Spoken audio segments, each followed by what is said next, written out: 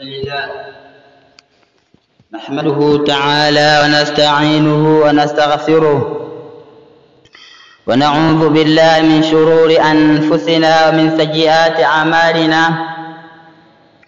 من يهده الله فلا مضل له ومن يضلل فلا هادي له. وأشهد أن لا إله إلا الله وحده لا شريك له وأشهد أن محمدًا عبده ورسوله. يا أيها الذين آمنوا اتقوا الله حق تقاته ولا تموتن إلا وأنتم مسلمون. يا أيها الناس اتقوا ربكم الذي خلقكم من نفس واحدة وخلق منها زوجها وبث منهما رجالا كثيرا ونساء واتقوا الله الذي تساءلون به والأرحام إن الله كان عليكم رقيبا. يا أيها الذين آمنوا اتقوا الله وقولوا قولا سديدا يصلح لكم أعمالكم ويغفر لكم ذنوبكم ومن يطع الله ورسوله فقد فاز فوزا عظيما. إن أحسن الكلام كلام الله وخير الهدي هدي محمد صلى الله عليه وسلم وشر الأمور محدثاتها فإن كل محدثة بدعة وكل بدعة ضلالة وكل ضلالة في النار. اللهم إنا نعوذ بك من البدعة والضلالة.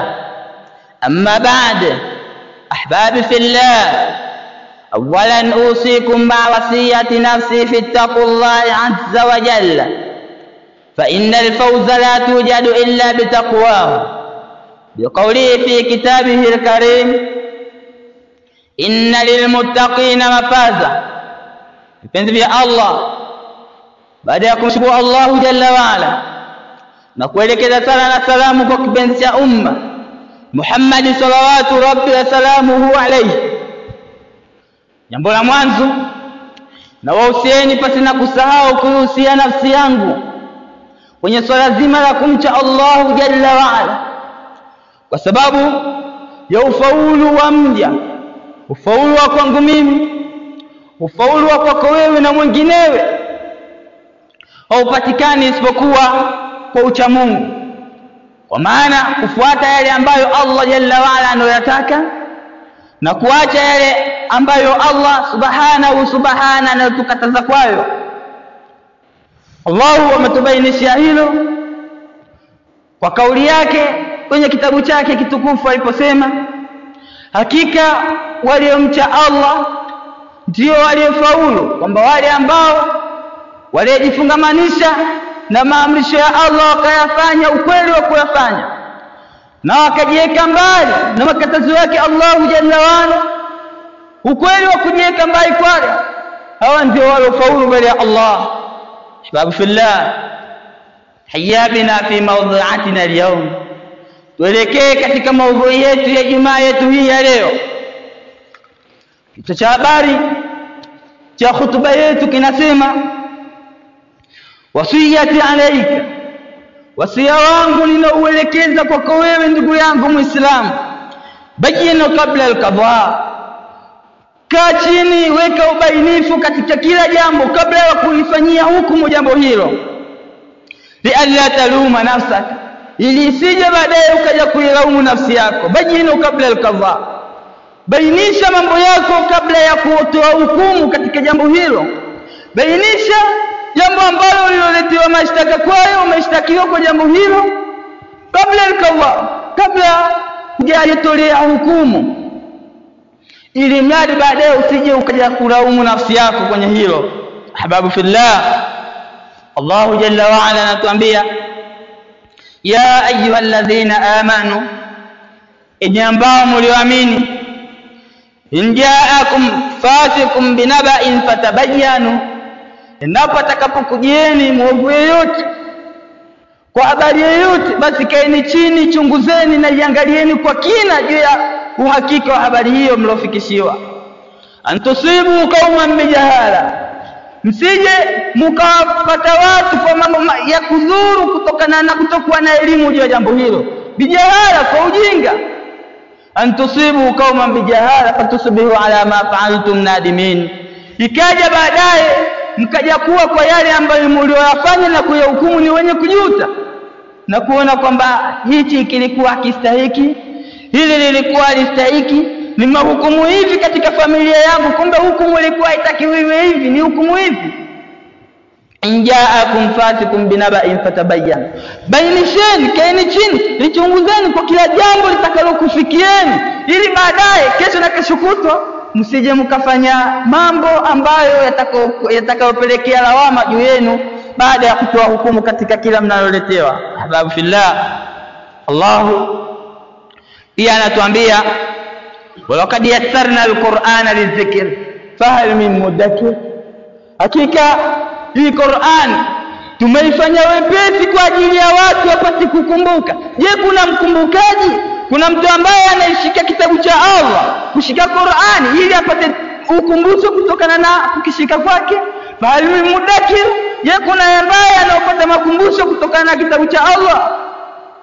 Walaqad yassarna alqur'ana lidhikr, hakika hii Qur'an si tumeifanya wepesi ili watu wapate kukumbuka kwa kupitia kitabu hicho. Fahal min mudakkir, yupo ambaye anayeshika kitabu cha Allah ili apate makumbusho ndani yake? Inamaanisha kwamba Qur'ani mfumo wake ni kwa ajili ya waja wa Allah jalla wa ala, wapate mafundisho mbalimbali, wapate kukumbuka mambo mbalimbali kwa kupitia watu waliopita, kwa kupitia visa vya watu waliopita na mengineyo yaliyokuwa katika Qur'ani.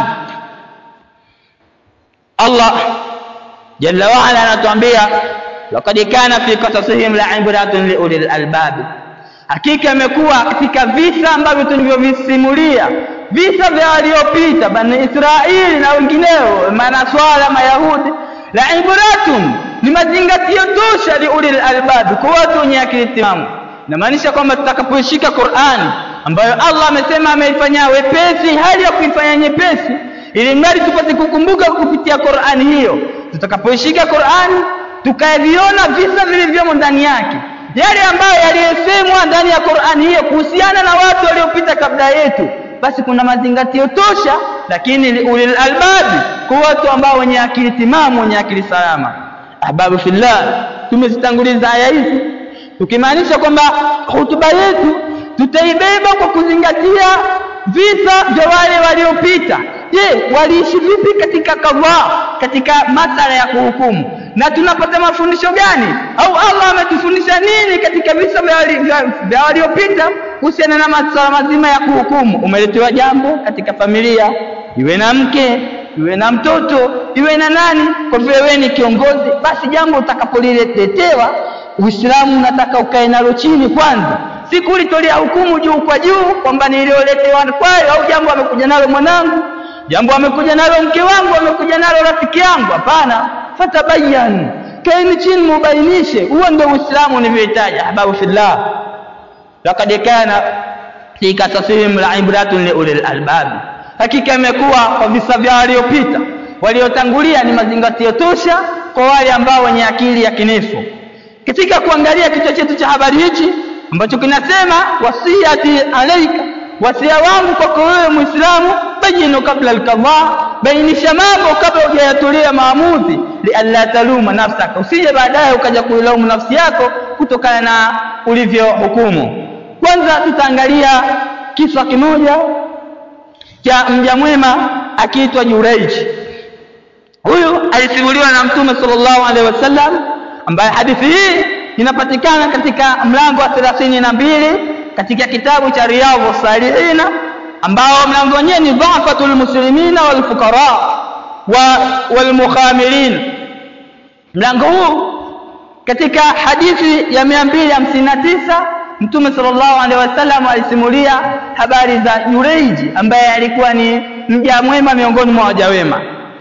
Jurayj alikuwa katika watu wa Bani Israeli, kutokana na mazingira aliyokuwa nayo katika sehemu anayoishi, ilimpelekea yeye aame kutokana na kutokuwa na uhuru wa kufanya ibada zake, kupata nafasi nzuri ya kufanya ibada zake, akajiweka kando kidogo na mti akiwa anamwabudia Mola wake. Ameweka kibanda chake hapo anafanya ibada zake na mengineyo. Siku miongoni mwa masiku Jureiji akajiwa na mama yake mzazi. Kamwita ya Jureiji. Jureiji kipindi kile alikopo katika swala anamwabudia Mola wake. Akamtaka ushauri Allah. Allah, ummi wa salati, mama yangu na swala yangu. Aliyekuja ni mama yangu huyu, ana shida na mimi, lakini pia nipo katika swala. Mama yangu na swala yangu nifanye kipi? Akaendelea na swala yake Jureiji. Mama yake akaondoka. Akaja siku ya pili hivyo. Jureiji akamkuta kwenye ibada. Jureiji vile vile akataka ushauri kwa Mola wake. Mama yangu na swala yangu niangalie kipi?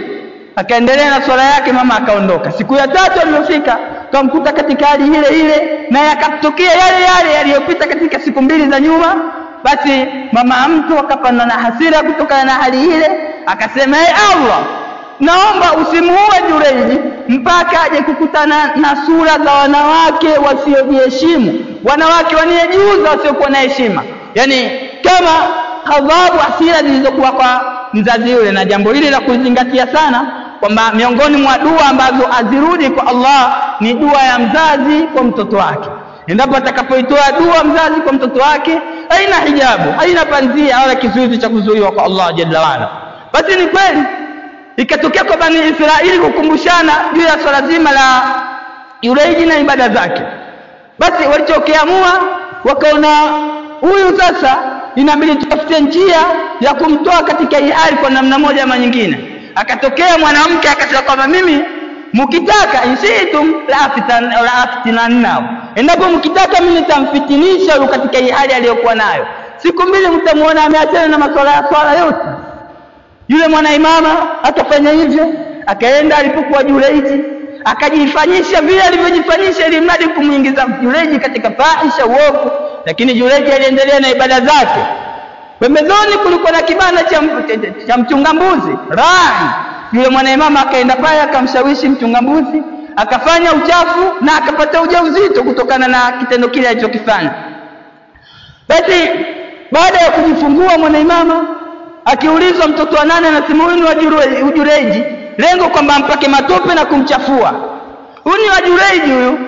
Basi Banu Israeli ile hali hawajakaa nayo chini na kuichunguza kusema kwamba je, kuna ukweli katika hili linalofanywa? Huyu mtu yupo katika hali hii na hii na hii, hichi kinachosemwa ni kweli? Walichokifanya, akafika kule alipo Jureiji, wakavunja kibanda chake kile ambacho alichokuwa anakitumia kwa ajili ya ibada, na yeye mwenyewe akampiga sana na kumuona kwamba si mfanya ibada, ni mnafiki, muovu na mengineyo. Hii ilimpelekea Jureiji ashangae kutokana na hali waliokuwa nayo. Na akamwambia basi kutokana na hivyo, subirini nileteni huyo mtoto ili mradi tuangalie, je, mimi ndio mhusika mwinginewe?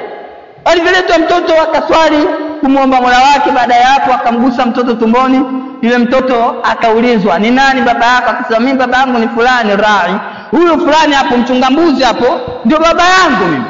Hii iliwabainikia Bani Israeli kwamba kitendo alichokifanya kilikuwa hakina haki kwa Jureiji, kwamba si haki yake, hastahili kufanywa hivyo. Kwa sababu gani? Si muhusika.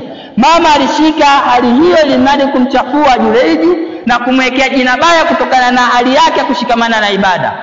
Tunapata nini hapa? Tunachojifunza kwamba kila kitu kinapokuja kwako wewe, kwangu mimi, kwa mwingine Muislamu, kwanza tukae chini tukibainishe, tukiangalie hawa Bani Israeli mpaka akafikia hatua ya kumfanyia hivi Jureiji ni kutokana na kutokukaa chini na kuchunguza habari ambayo walioletewa. Injaakum fasikum binaba'in fatabayyan, akikujia ni fasiki yoyote, mtu yoyote amekuleteeni taarifa ya eneo yote, basi kwanza kaeni chini ibainisheni taarifa hiyo, kuna uhakika ndani yake. Ahbabu fillah, laqad kana fi qasasihim la'ibratun li ulil albab, hakika imekuwa katika visa vyao vya wema waliotangulia ni mazingatio tosha kwa watu wenye akili yakinifu. Ama tumwangalie nabii wa Allah Daud. Nabii wa Allah Daud aliwahi kufanya qadha, maamuzi kati ya watu wawili wenye kugombana, Qasmain.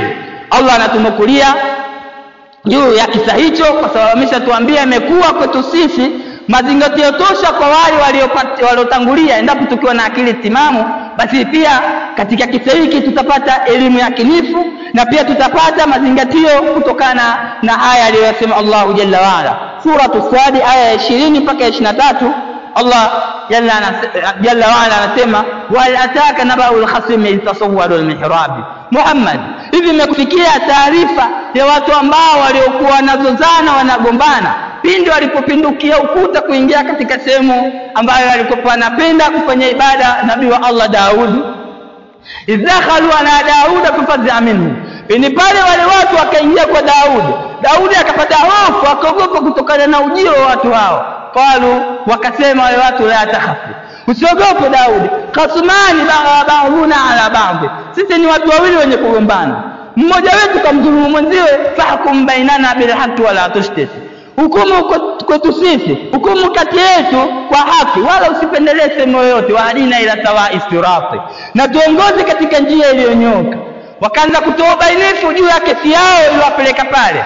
Wakasema mmoja wao, inna hadha akhi lahu 99 naja, huyo niliokuja naye ndugu yangu yeye ana kondoo 99, wali ana hajatu wahida, lakini mimi na kondoo kike moja tu. Fakala akfirniya wa azani fil khitabi, akasema hebu leo kwanza nikuweke huku ili mradi nimfuge mimi nikufugie huyo, lakini pia wa azani fil khitabi, katika mazungumzo alinishinda mwenzangu, yuko fasaha sana.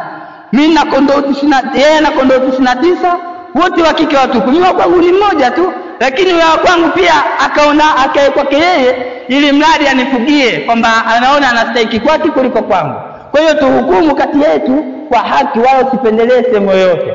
Mtume Allah Daudi hapo akasema laqad dhalama, amekudhulumu biswali na hajatika ilani aji, ukumchukua kondoo wako na kuweka katika kundi la kondoo wake. Amekudhulumu wewe, kondoo yeye ana kibao wengi 99, wewe mmoja tu. Au laqad dhalama, amekudhulumu biswali na hajatika ilani aji, wa inna kathira min alkhulatai yab'i ba'dhum ala ba'd, hakika ya watu wengi sana wanaopenda kuchanganya mali huwa wanadhulumiana sana. Illa alladhina amanu wa amilu salihati wa qalilun mahum, isipokuwa wale ambao walioamini na wakatekeleza yaliyokuwa mema, wakafanya matendo mema, na wale ambao waliokuwa miongoni mwa hao ndio kidogo wanaweza kaokoka na aliyo, lakini wengi sana wanaochanganyana mali huwa wanadhulumiana. Lakini wa dhanna Daud annama fatanna fastaghfara rabbahu wa khadra rakin wa anab. Baadaye Daudi alikuja kujua kwamba hii ni fitna nimeletewa kwa Mola wangu, kutokana na hukumu niliyohukumu nimtake msamaha Mola wangu. Akaporomoka chini hali ya kujinyenyekeza kwa Mola wake na akarudi kwa Allah jalla wa ala, na Allah anasema faghfarna lahu dhalika, sisi tukamsamehe kutokana na hilo. Alafu Allah akamwambia, ya Daud, inna ja'alnaka khalifatan fil ardh fahkum baina an-nas wala tattabi'il hawa fayudillaka an sabilillah. Daudi, sisi tumekufanya kiongozi katika ardhi, hukumu kati ya watu kwa haki na wala usiangalie sehemu yoyote kwa kufuata matamanio, hii itakupoteza katika njia ya Allah. Tunaangalia nini? Tunaangalia kwamba kinachohitajika ni kuchunguza kila taarifa ambayo unayoeletewa. Wewe ni kiongozi wa familia, iwe ni kiongozi wa eneo, iwe taarifa inayokufikia, kaa chini chunguze kwanza, alafu ndio uje kuifanyia maamuzi. Nabii wa Allah Daudi alitoa hukumu juu ya kudhulumiwa kwa mtu huyu, ikiwa Allah jalla wala alimletea fitina wale ambao waliemjia. Ama baadhi ya tafsiri wanasema kwamba Nabii wa Allah Daudi aliwahi kumuona mwanaimama ambaye alikuwa amemvutia, kwa hiyo alichokifanya akamchukua yeye, japokuwa alikuwa ni mke wa watu, akawa naye katika wake ambao aliokuwa nao, na akamchanganyisha katika wake zake. Hivyo basi Allah ndo akamletea malaika kwa kumfitinisha au kwa kumletea mtihani juu ya lile ambalo alilolifanya, kwa kumaanisha kwamba nabii wa Allah na wake wengi sana, alafu mwenzao na mke mmoja tu kamchukua huyo. Lakini Ibn Kathir na wengineo wamesema juu ya hili bado hakujapatikana uthibitisho rasmi, haujapatikana uthibitisho sahihi juu ya swala kama hili ya kusema kwamba nabii wa Allah alichukua mke miongoni mwa watu ambao aliokuwa akiwaongoza. Hakuna uthibitisho kamili. Kwa hiyo tunakichukua kisa kama kilivyo. Tunachojifunza nini? Ubainifu wa kwangu au wa kwako ni bora zaidi kabla ya kuhukumu tunapoletewa taarifa. Ahbabu fillah, laqad kana fi qasasihim la'ibratun liulil albab.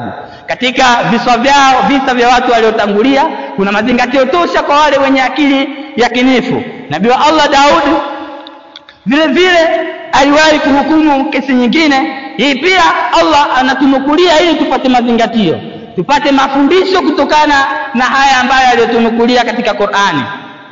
Allah anasema wa Dauda wa Suleimana, na Daudi, mkumbukeni Daudi na Suleimani vile vile, idh yahkumana fil harth, pindi walipokuwa wakifanya hukumu, wakihukumu juu ya shamba la watu.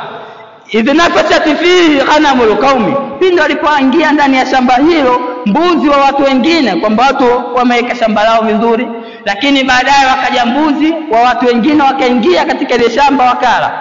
Wa kunna lihukumihim shahidin, Allah anasema ile hukumu yao waliokuwa wakihukumiana sisi tulikuwa tunaishuhudia, ilikuwa ni mtihani tu kwa wao. Allah anasema fafahamna Suleimana wa kullan ataina hukman wa ilma. Fafahamna Suleiman, juu ya hukumu ya jambo hilo sisi tukamfahamisha Suleimani kupata upambanuzi wa kuhukumu na juu ya swala hilo. Wa kullan, lakini wote wawili kwa nabii wa Allah Suleiman na Daudi, ataina hukman wa ilma, wote tuliwapa hekima na pia tuliwapa elimu yakinifu juu ya swala hilo. Kitu ambacho Allah alichokileta kwetu sisi ni kwamba ubainifu na elimu kutokana na hivi visa vya waliotangulia, kwamba nabii wa Allah Daudi alijiwa na watu wakiwa wanashtakiana, kama aya zilivyoeleza kwamba kuna kundi limeingiza mbuzi wao katika shamba la wengineo. Nabii wa Allah Daudi alichokifanya akasema, wewe uliwa ili shamba lako lina mbuzi, chukua mbuzi nenda, na wewe ambao mbuzi wako ulioingiza humo utachukua ile shamba utaendelea nalo. Lakini kama Allah alivyosema kwamba kufahamna Suleiman, hukumu hizi tukamfahamisha Suleiman. Nabii wa Allah Suleiman alihukumu vipi? Alisema kwamba cha kuhukumu hapa, hawa mbuzi atachukua huyo mwenye shamba anufaike kwa kile kitakachotokana na mbuzi hao, alafu atanufaika na maziwa na mengineyo kutokana na mbuzi hao mpaka pale yale mazao yake atakapokuwa kama yalivyoliwa. Ama na huyu ambaye alileta mbuzi watasimamia kuhudumia ile shamba mpaka mazao ya watu yarudi katika hali ambayo ulioyakuta wakati ambapo mbuzi hawajaingia. Hapo mtakuwa mmelegeshana mali zenu na kila mmoja atakuwa anaendelea na yake. Hukumu hii aliyohukumu nabii wa Allah Suleiman ilikuwa ni imeridhiwa katika pande zote. Kwa sababu gani? Fafahamna Suleimani, hukumu hii tulimfahamisha Suleimani akahukumu hivi.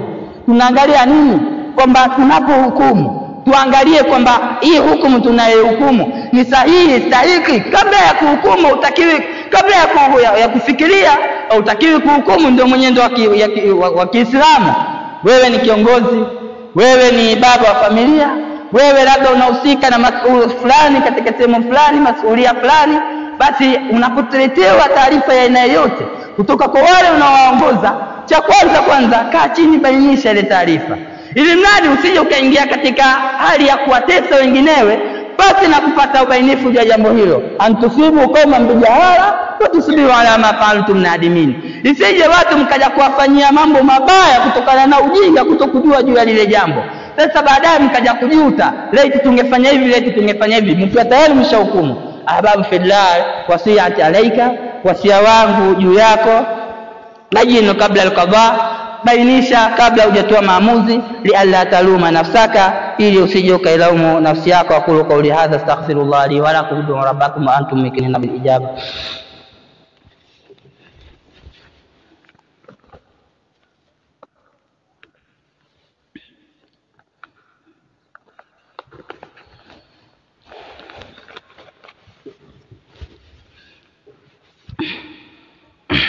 Alhamdulillah, salatu wassalamu ala rasulillah, wa ba'd.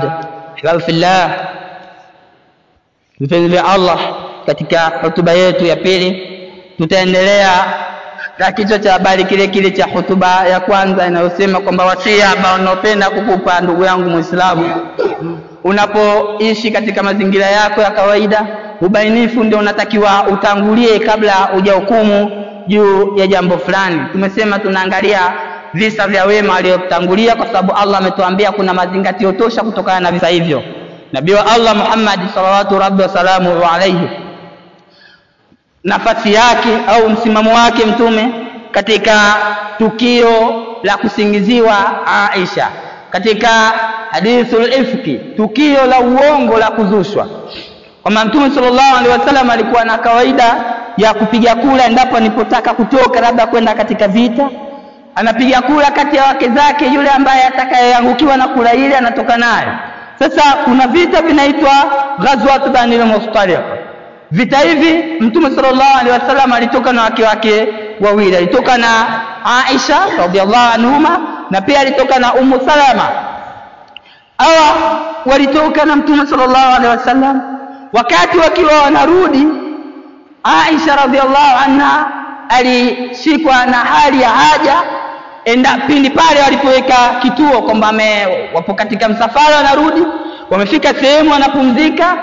Aisha radhiallahu anha akashikwa na haja, ikabidi atoke kwenda kukidhi haja. Wakati anarudi akagundua kwamba cheni chake kimeanguka kule alipoenda.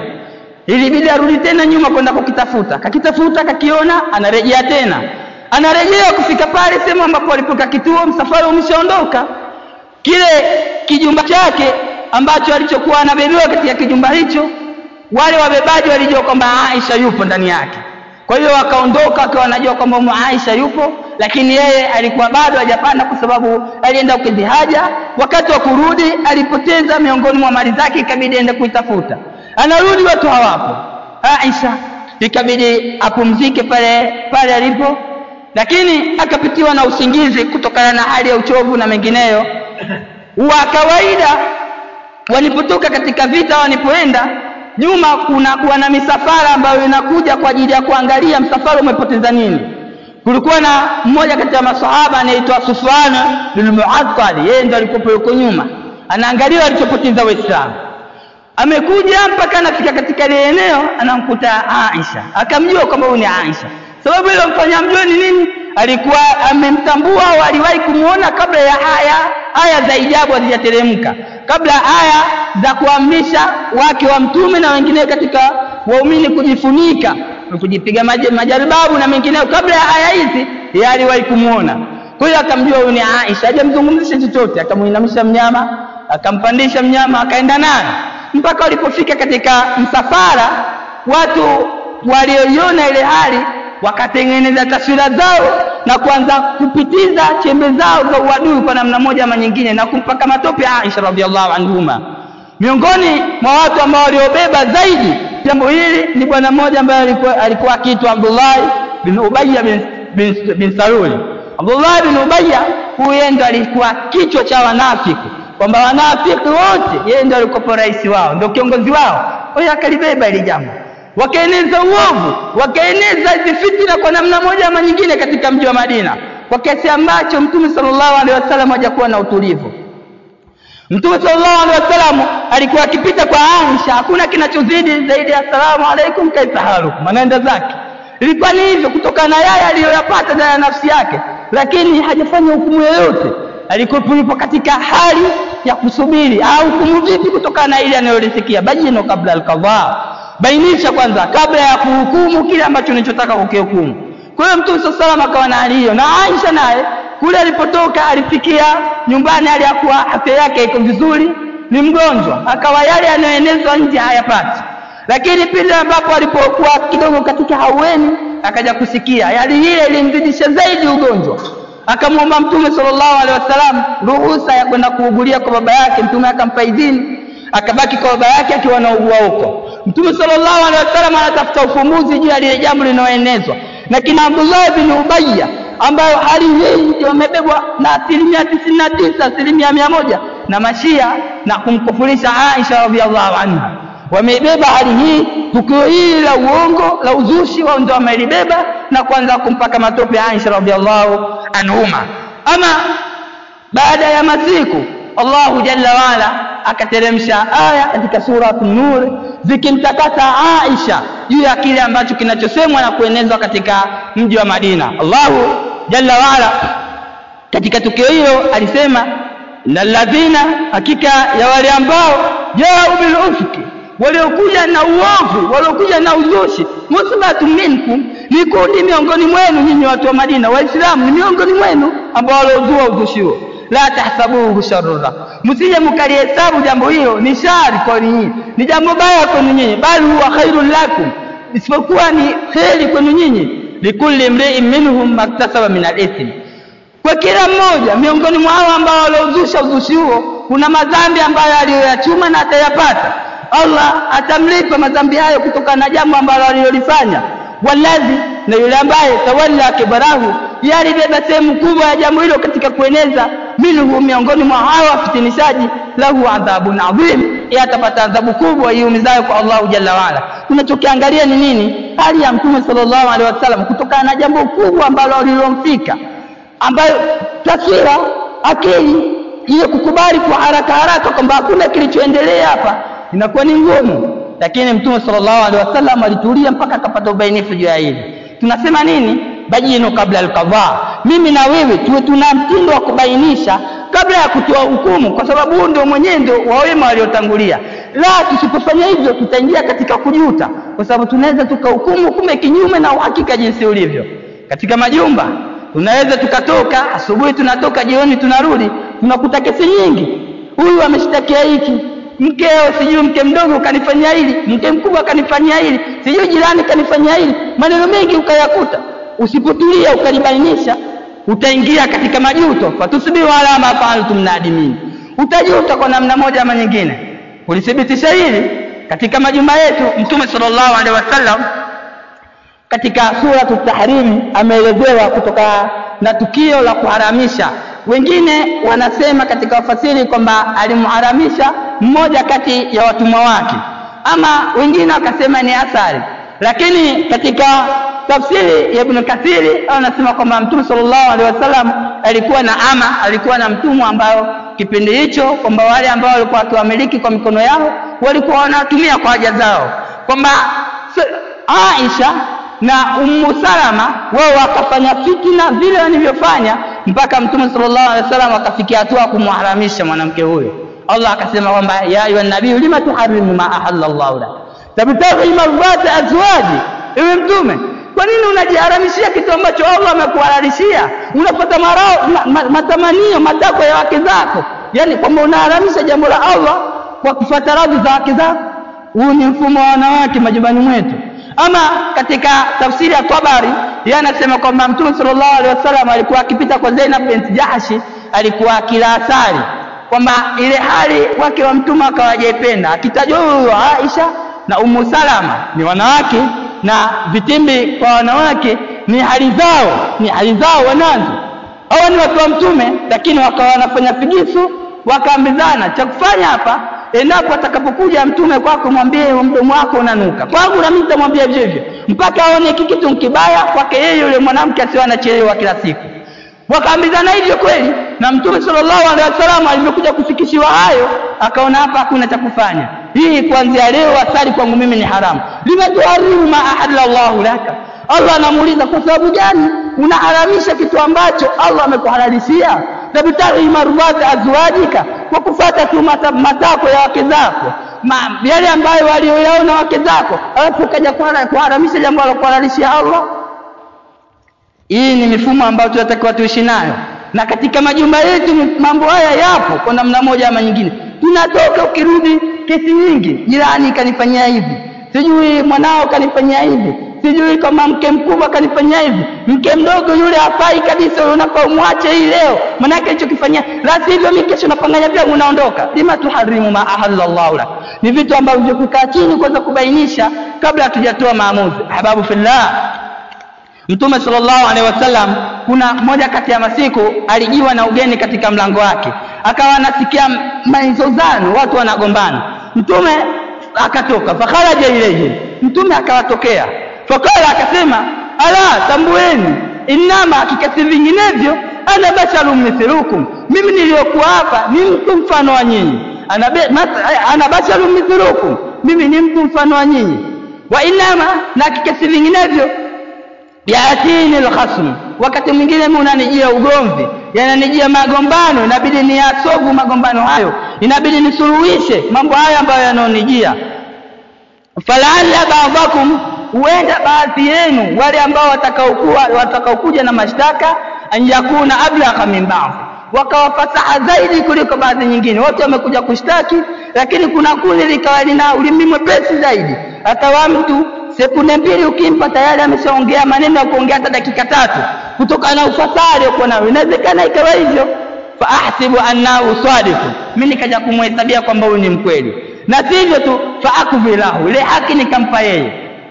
Mtu yuko fasaha sana, yuko mwepesi wa kuzungumza, wewe ukaona kwamba huyu kutokana na hivi anavyozungumza hivi ndio mhusika, haki ukampa yeye. Mtume anasema inawezekana ikatokea hivyo, lakini faman kabaitu lahu bihaqi muslimi, ikitokea mtu yeyote nimemhukumia kumpa haki ya muislamu mwingine, mtu huyo basi fa inama yaqitatu minan nari, akikasi vinginevyo hilo ni pande la moto. Faliamila, akitaka mtu huyo na libebe pande la moto hilo, au yadhara au na aliache. Mtume kwa kujihakikishia kwamba yeye ni binadamu na katika maamuzi yake anahitajika atulie zaidi kuchunguza haki iko wapi, akafikia kusema hivi, na nitakupa haki wewe, kumbe sio husika, kwa sababu tu ya ufasaha wa uzungumzaji. Sasa ikitokea hivyo basi ujue hilo ni pande la moto. Kala moto ukilitaka lichukue na ukilitaka liache. Ahbabu fillah, wasia ambao nautoa kwako wewe na pia juu yangu, endapo tunapofanya hukumu katika kila hali tuangalie kwanza ubainifu, tukae chini tuliangalie jambo, sio pale pale inapokujia unalihukumu. Utaingia katika majuto, utajilaumu nafsi yako, fatusidu ala ma fa'altum nadimin, mtakuja kujuta kutokana na yale mlioyafanya. Kwa sababu gani? Mumeeka kitu sisemu pake stahiki, kwamba umehukumu hivi lakini hukumu iko kingine. Allah katika majumba yetu hali zinatokea, na sisitiza zaidi katika hali hii na kuangalia aya kwa upande wa Mtume sallallahu alaihi wasallam kutokana na wake zake. Na sisi katika majumba hivyo hivyo, tunatoka asubuhi tunarudi jioni, tuwe makini sana katika hukumu kutokana na yale mashtaka tunaoletewa. La sivyo unaweza ukahukumu kumbe kitu sicho. Unaweza ukalisimamia jambo kumuona jirani yako ni mbaya kweli kweli, kumbe si kweli, yule wa kwako wewe ndio mwenye makosa. Kwanza kaa chini, bainisha, baada ya hapo ndio utakuja kuhukumu kulingana na ule hakika utakaopata. Inna Allaha malaikatahu yusalluna ala nabi ya ayyuhalladhina amanu sallu alayhi wa sallimu taslima. اللهم صل على محمد وعلى ال محمد كما صليت على ابراهيم وعلى ال ابراهيم وبارك على محمد وعلى ال محمد كما باركت على ابراهيم وعلى ال ابراهيم في العالمين انك حميد مجيد. اللهم ارنا الحق حقا وارزقنا اتباعه وارنا الباطل باطلا وارزقنا اجتنابه. يا مقلب القلوب ثبت قلوبنا على دينك. اللهم اهدنا صراطك المستقيم. اللهم اغفر لنا ذنوبنا جميعا. يا مقلب القلوب ثبت قلوبنا على دينك برحمتك يا ارحم الراحمين. اقم الصلاه. الله أكبر الله أكبر. أشهد أن لا إله إلا الله.